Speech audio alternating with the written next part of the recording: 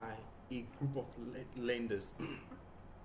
And this usually happens where the money to be borrowed by the borrower is too much for one lender to bear.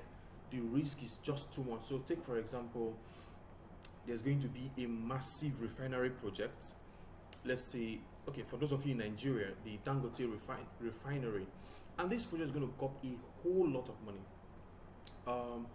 The borrower, the company building the project or building the refinery, using our example as a case study, may need $1 billion.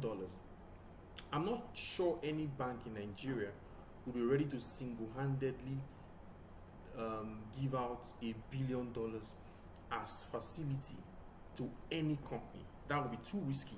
I mean, in my own view, that would be too risky, and I think from experience, banks may not be ready to take that risk. Giving $1 billion, I'm not even sure they will have that money to even give in the first place. So this company needs $1 billion. One bank is not strong enough, not willing to give that money.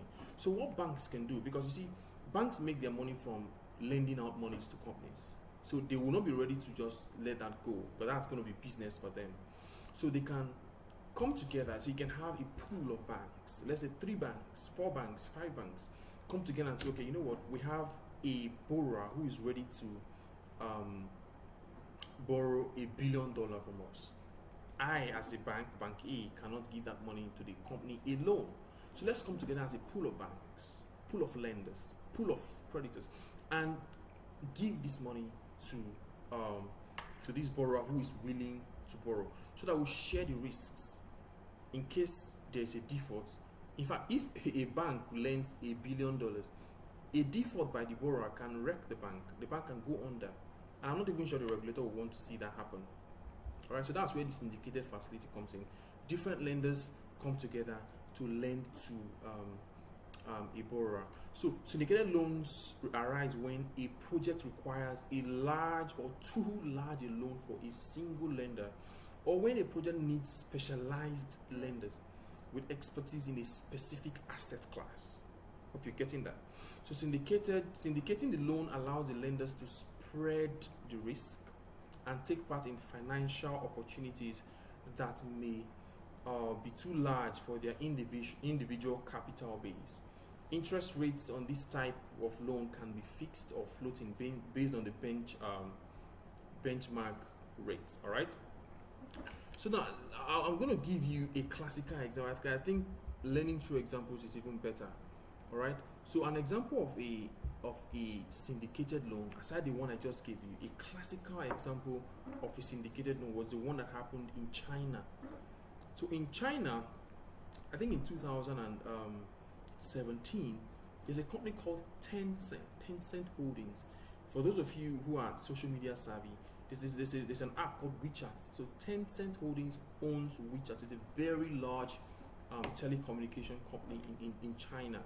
All right. Now, that company signed a syndicated loan deal in March 2017 to raise $4.65 billion.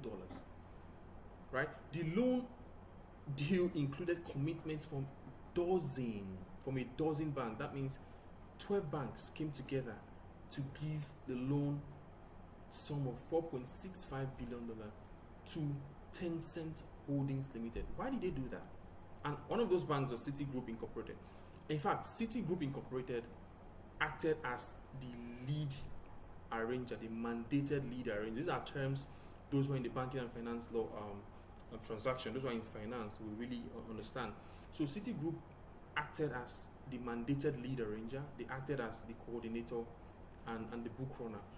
Now, amongst these 12 banks that gave monies to Tencent Holdings Limited in China, there must be a coordinator. So that coordinator, gets all the other banks together. And usually, we also act as that coordinator can also act as the mandated lead arranger. It depends on the arrangement all the lenders have amongst themselves.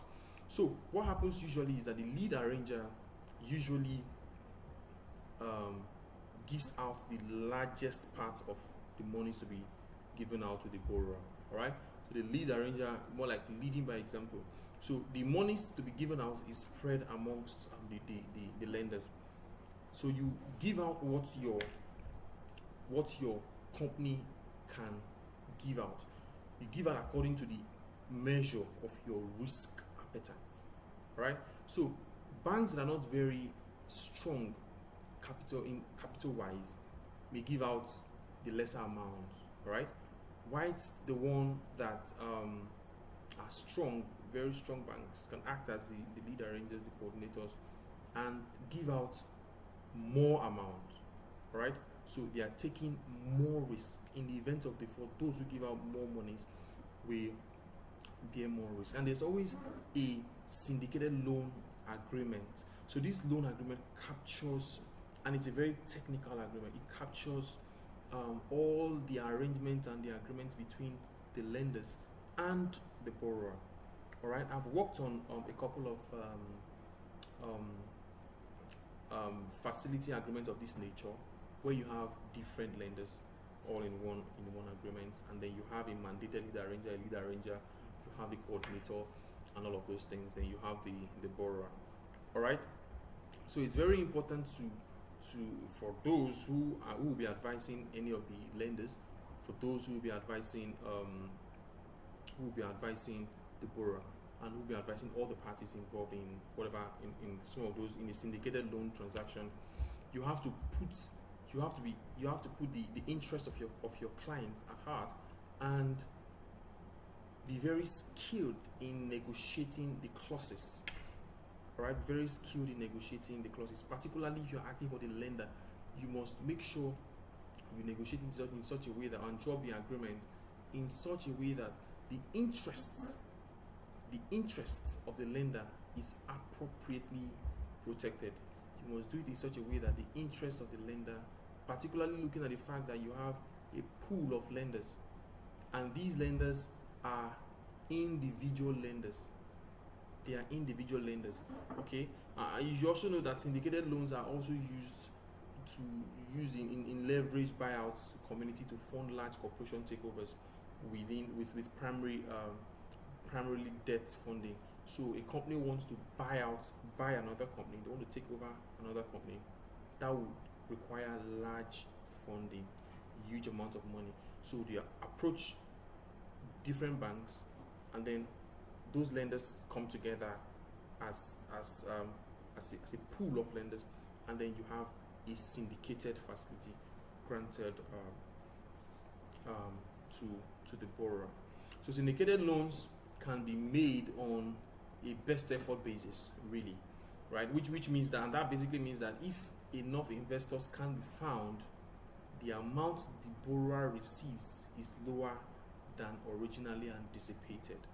All right, and all of these things are set out in the agreement. Okay, so there are timelines and thresholds, all right, set out in the agreement. These loans can be split into dual tranches for banks that fund standard revolving credit lines, and it is institutional investors that fund fixed rate term loans.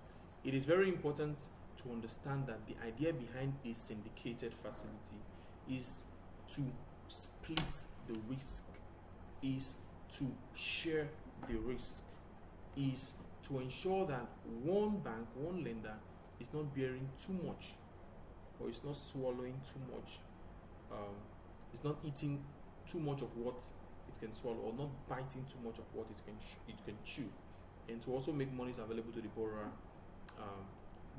in such a way that when there's a default, a company bearing the whole risk is not run aground. I believe this has given you a background understanding of how syndicated loan works and how syndicated facility works generally. So you can drop your questions. If you need further clarifications, you can drop your questions in the comment section. You can also send an email so that we can have further engagement and further discussions on this. And don't forget to subscribe. You see, and turn on your notification, right? That gives you understanding, gives you notification when new videos are uploaded, right? The aim is just to educate and to share knowledge, really. Like the video, comment, and subscribe. Thank you.